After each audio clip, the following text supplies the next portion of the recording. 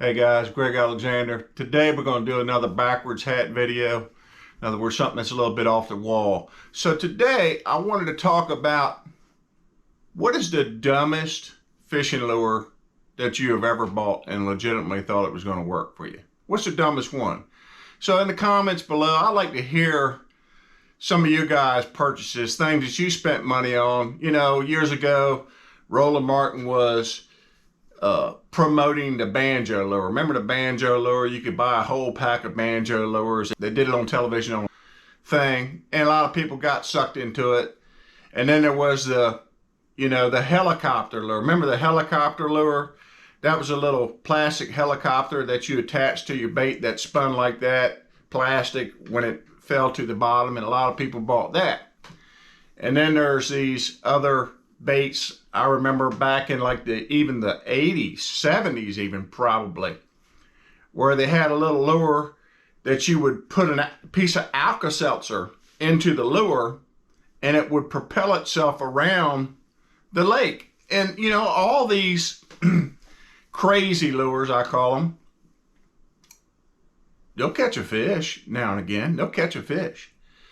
So I'm going to show you the dumbest lure that I've ever bought. I called a tackle shop one day and I was like, what's the hottest new lure that you got in stock? I'm just looking to try something different. And the guy was really quick about saying, oh yeah, we got these frogs that you could try, man. They're supposed to be really good.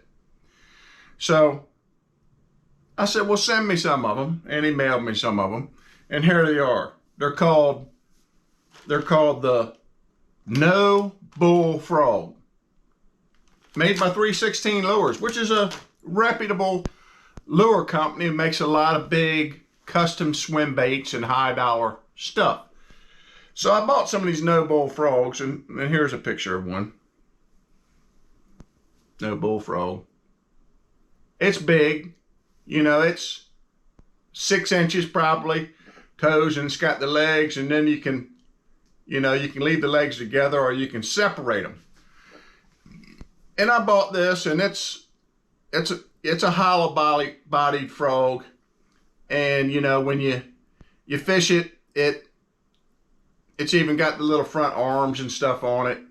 And it looks good, and it's soft and nice, realistic, big red eyes. And I threw this thing quite a bit.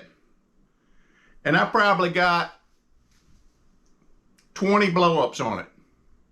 Couldn't get a hook in the fish. And the reason you can't get a hook in the fish is because while it's a nice idea and everything, the design didn't take something into account. And that design account was, when the fish blows up on that, all these legs and stuff, see what happens? All those legs get pushed right up into a big heap, and you can't get the hook into the fish. So while it draws strikes, its hookup ratio is, I couldn't tell you because I never got a fish in the boat with it, with all the blow-ups I got on it. Its hookup ratio is not worth throwing it. You might as well, I mean, if you like to watch fish blow up on something, that's fun. Maybe it'd be a great like pre-fishing tool for you, where you don't actually want to hook the fish, you just want to find out that they're there, you know, something like that. It may work, but it just plain doesn't hook up. So the idea was nice, but it's probably the dumbest lure that I've ever bought. And they come in like a 4-pack, and I bought like 2 4-packs of black and 2 4-packs of like natural, and they've been hanging on my rack for, I don't know, years now. So I got some for sale. If anybody wants these, you know, I'll give them to you for half price. Contact me. And that's the dumbest lure I've ever bought. Now, number 2 on the list is another lure, topwater lure, kind of like that. I don't have one here with me right now, but there's a lure called the Bass-A-Risky. I don't know if you all remember that. It was a topwater frog, and it had 2 little hard back legs on it and a single hook.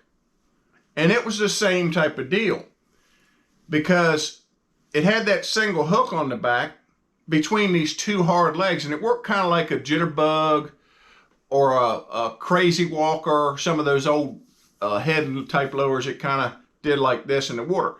Drew a ton of strikes. Again, the hookup ratio on that lure was about 1 out of 10, 1 out of 8. And you would catch some bigger fish on it. And I even, with that particular lure, the Bass Risky, I even took like a spinnerbait trailer hook and put it on the back of the other hook so that the hook was back farther. And that was okay, but it tended to bend around to the side or bend up or bend down, and it didn't stay where it needed to stay. So that Bass Risky was about the same thing. When the fish bit it, because of these hard back legs, you couldn't get the hook into the fish.